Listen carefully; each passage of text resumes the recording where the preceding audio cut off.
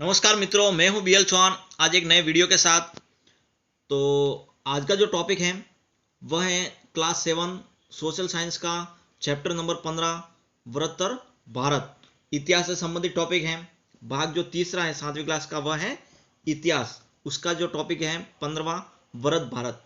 और हर एग्जाम के अंदर इतिहास वाले भाग से ज़्यादातर प्रश्न पूछे जाते हैं। तो देखते हैं इस वीडियो के अंदर कौन कौन से इंपॉर्टेंट बन रहे हैं प्रश्न जो अब की बार पूछ सकते हैं। तो चलते हैं हम वीडियो की ओर आगे बढ़ते हैं। तो देख लीजिए, पहला जो प्रश्न आया हुआ है, चंपा में कितने संस्कृत अभिलेख मिले? चंपा में कितने संस्कृत अभिलेख मिले हैं? तो कितने मिले हैं? 100 से अधिक। 100 से अधिक। नेक्स्ट है जो प्रश्न है, कम्यूज, यहां पर कम्यूज नहीं है, कंबोज।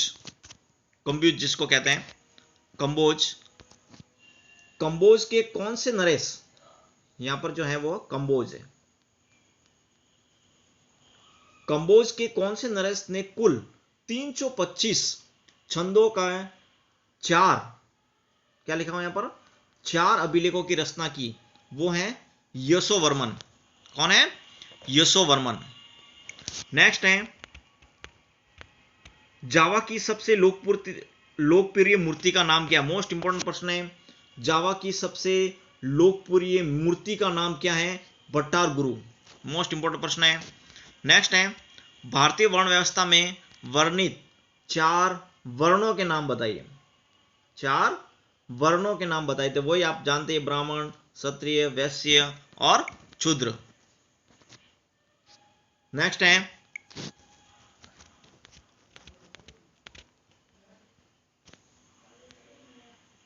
व्यंग्य,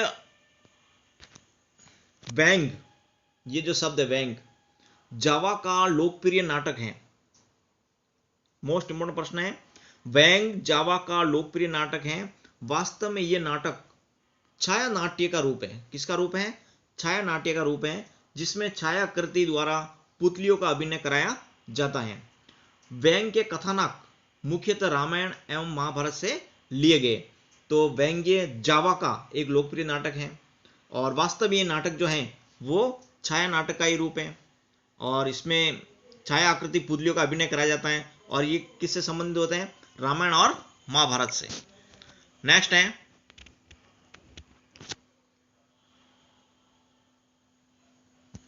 बरोबोदर। बरोबोदर, तो इसको देख लीजिए बरोबोदर को। बरोबोदर ये जावा में स्थित एक मंदिर है। बरोबोदर जावा में स्थित है। ये 750 से 850 के बीच बना था। इस मंदिर में एक के ऊपर एक 9 मंजिलें बनी हुई हैं। इस मंदिर के बरामदे में मूर्तियों की पंक्तियां विद्यमान है। इन मूर्तियों की कुल संख्या जो है वो 1500 है। तो एक तो आपको मोस्ट इंपॉर्टेंट चीज ये ध्यान रखना है, बरोबोदर जो मंदिर जो है वह कहां पर है? जावा में।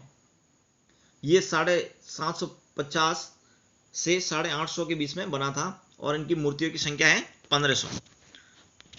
और फिर इसमें एक मंदिर और है, लोरो जंगरंग। ये भी जावा में स्थित एक मंदिर है। भव्यता के मामले में इस मंदिर का बरोबोदर के बाद दूसरा स्थान है। इसके अंतर्गत 8 मुख्य मंदिर हैं, जिनमें शिव, विष्णु, ब्रह्मा की मूर्तियां विद्यमान है।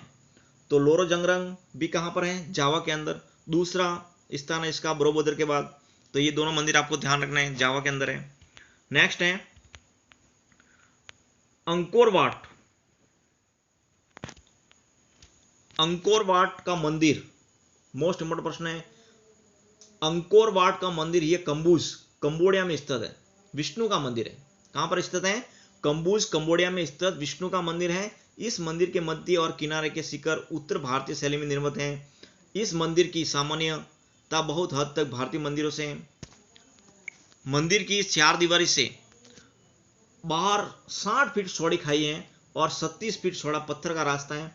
इस मंदिर के अंतिम मंजिल का केंद्रीय शीर्ष जमीन से 210 फीट की है ऊंचाई पर है। संसार की वास्तुकला में अंगोर काट के मंदिर जो हैं का बहुत महत्वपूर्ण स्थान है। तो एक आपको ये चीज ध्यान रखना है, अंगोर काट का जो मंदिर है ये किस देवता का है? एक तो विष्णु मंदिर का है, और कहां पर स्थित है? कंबोज, कंबोडिया के अंदर स्थित है। नेक्स्ट है बर्मा का आनंद मंदिर। बर्मा का आनंद मंदिर, यहां पर बर्मा है। बर्मा का आनंद मंदिर एक पैगन मंदिर है, और ये पिछली भर्ती परीक्षा रीट की जो थी 2017 के अंदर पूछा गया है। बर्मा का आनंद मंदिर, आनंद मंदिर कहां पर है? बर्मा के अंदर। आनंद मंदिर बर्मा का सर्वोत्तम मंदिर है। यह मंदिर 561 वर्ग फीट के चौकोर आंगन के बीच स्थित है। मुख्य मंदिर वर्गाकार है और ईंटों का बना हुआ है। पत्थर पर खुदी हुई मूर्तियों और दीवार पर लगे मिट्टी के चमकीले पलकों के कारण इस मंदिर की सुंदरता बहुत अधिक बढ़ गई है। इस मंदिर में पत्थर पर खुदी हुई मूर्तियों की संख्या 50 है। एक तो ये ध्यान रखना है, इन मूर्तियों के द्वारा बुद्ध के जीवन की मुख्य घटनाएं दर्शाई गई हैं। महत्वपूर्ण बात यह है कि यह मंदिर भारतीय शैली में विकसित किया गया है। आनंद मंदिर के संबंध में ड्यूरोसाइल, यहां पर ड्यूरोसाइल नामक एक विद्वान था का कथन जो है, कथन, इस विद्वान का मानना है कि आनंद का मंदिर बर्मा की राजधानी में बने होने के बावजूद भारतीय मंदिर ही हैं, क्योंकि जिन वास्तुकारों ने इस मंदिर का निर्माण किया था वे भारतीय थे। पत्थर की मूर्तियां, उनकी कुर्सियां, गलियारे में लगे मिट्टी के फलक आदि भारतीय शैली में बने हुए हैं। निष्कर्ष रूप में ड्यूरोसाइल का यह कहना है कि भले ही आनंद मंदिर बर्मा में स्थित हो, किंतु इसके समस्त लक्षण जो हैं वो भारतीय हैं। तो आपको इसमें एक ही पॉइंट ध्यान रखना है, जो आनंद मंदिर है एक तो कहां पर स्थित है? बर्मा के अंदर है, और इसमें जो मुख्य जो मंदिर हैं वो कितने? मंदिरों की संख्या 50 है। और किसने कहा था? ये ड्यूरोसाइल ने, जो विद्वान थे, उन्होंने कहा था कि ये जो मंदिर हैं ये पूरी तरह से भारतीय हैं। हालांकि ये बाहर बना हुआ है बर्मा के अंदर, लेकिन इसका जो पूरा जो डिजाइन जो है वो भारतीय है। तो ये आपको ध्यान रखना है। नेक्स्ट है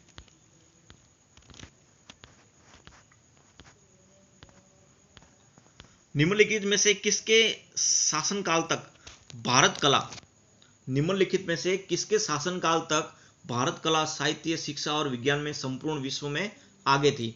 तो हर्ष के काल तक साहित्य, शिक्षा और विज्ञान में संपूर्ण विश्व में आगे थी, पूरे विश्व में हर्ष के काल तक। नेक्स्ट है निम्नलिखित में से किसके अनुसार दीपांतर भारत का आविर्भाव हुआ? तो दीपांतर भारत का आविर्भाव अग्नि पुराण के आविर्भाव से हुआ। नेक्स्ट है हिंदी सिंध के अधिकांश भागों में आज भी बोली जाती है। हिंदी सिंध के अधिकांश भागों में आज भी बोली जाती है। कौन सी भाषा बोली जाती है? पाली भाषा बोली जाती है। मोस्ट इंपॉर्टेंट प्रश्न है। नेक्स्ट है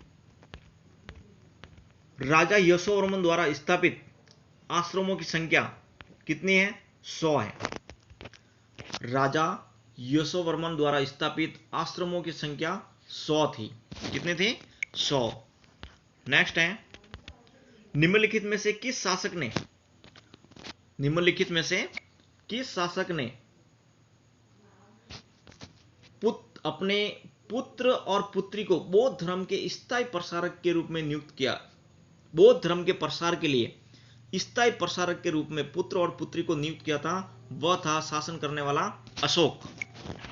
नेक्स्ट है ड्यूरोसाइल ने विशेष अध्ययन किया। ड्यूरोसाइल ने, अभी पढ़ा हमने, किसके बारे में विशेष अध्ययन किया उन्होंने? आनंद मंदिर। आनंद मंदिर कहां पर है? बर्मा के अंदर है। और बरोबोदर और लोरजंग मंदिर ये कहां पर है? जावा के अंदर है। और अंगोर काट के बारे में हम पढ़ेंगे अभी। अंगोर काट का मंदिर जो है वो कहां पर है? कंबोडिया में, जो विष्णु का मंदिर है। ये ध्यान रखना आप। नेक्स्ट है इंडोनेशिया का अर्थ है, इंडोनेशिया का अर्थ है, तो इंडो का अर्थ है इंडिया और नेशिया का अर्थ हो गया द्वीप, तो भारतीय द्वीप। इंडोनेशिया का अर्थ है भारतीय द्वीप। संपा के नरेशों के विद्वान होने का उल्लेख मिलता है। 3 विद्वानों के होने का उल्लेख मिलता है। तीसरा है यशोवर्मन के 4 जो अभिलेख हैं 50, 75, 93 और 108 108 है अभिलेख, 4 अभिलेख। फिर है वृत्तर भारत में द्वारा लिखित व्याकरण प्रसिद्ध है। किसकी व्याकरण प्रसिद्ध है? पाणिनि की। किसकी व्याकरण प्रसिद्ध है? पाणिनि की। नेक्स्ट है बोधि ऋषि नामक, मोस्ट इंपोर्टेंट प्रश्न है, बोधि ऋषि नामक विद्वान में नालंदा से छीन गया, कब गया था? 1693 में नालंदा से छीन गया था। नेक्स्ट है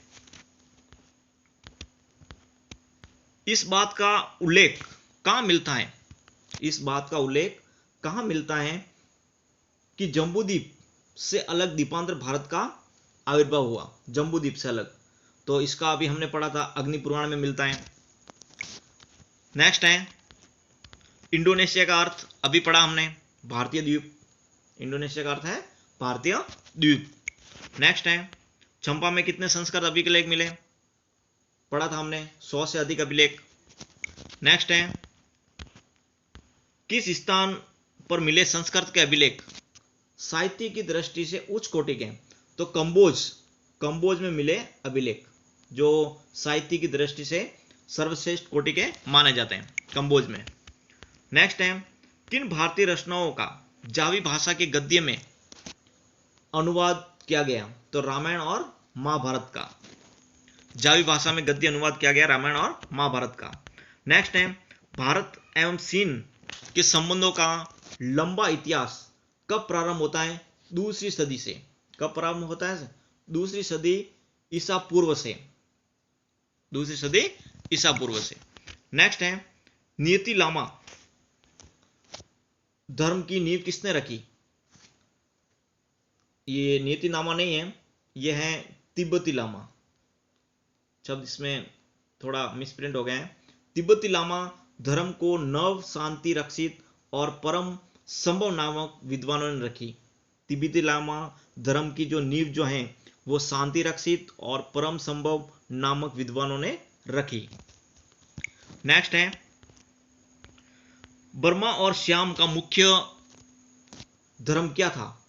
बर्मा और श्याम का मुख्य जो धर्म था वो था बौद्ध धर्म था। नेक्स्ट है जावा के प्रसिद्ध मंदिर बोरोबदार के बाद किस प्रसिद्ध मंदिर का स्थान आता? अभी पढ़ा हमने, लो जंगरंग का मंदिर। नेक्स्ट है बर्मा के सर्वोत्तर मंदिर का नाम क्या है? वही आनंद मंदिर। मोस्ट इंपोर्टेंट प्रश्न है। बर्मा के सर्वोत्तम मंदिर का नाम है आनंद मंदिर। जिन वास्तुकारों ने आनंद मंदिर का नियोजन व निर्माण किया वे निस्संदेह भारतीय थे। ये कथन किसका है? ये कथन प्रसिद्ध विद्वान ड्यूरोसाइल का है। नेक्स्ट है आनंद मंदिर में पत्थरों की मूर्तियों की जो संख्या जो है वो है 80 है। आनंद मंदिर में पत्थरों पर उत्कीर्ण मूर्तियों की संख्या जो है वह 80 है। छोटे छोटे मूर्तियां जो मंदिर जो है 80 है। नेक्स्ट है भारत का चीन के साथ संबंध, तो इसको थोड़ा जान लेते हैं। भारत का चीन के साथ संबंध, भारत एवं चीन का 2री सदी ईसा पूर्व से प्रारंभ हो गया था। भारत के अलग अलग हिस्सों से चीन में जाकर बहुत से भारतीय विद्वानों ने संस्कृत ग्रंथों का चीनी भाषा में अनुवाद किया। चालुक्य राजसभा में नियुक्त चीनी राजदूत, ये ध्यान रखना, चालुक्य राजसभा में नियुक्त चीनी राजदूत के साथ बोधि ऋषि नामक विद्वान 793 ईस्वी में नालंदा से चीन गया और वहां पर 53 ग्रंथों का अनुवाद किया।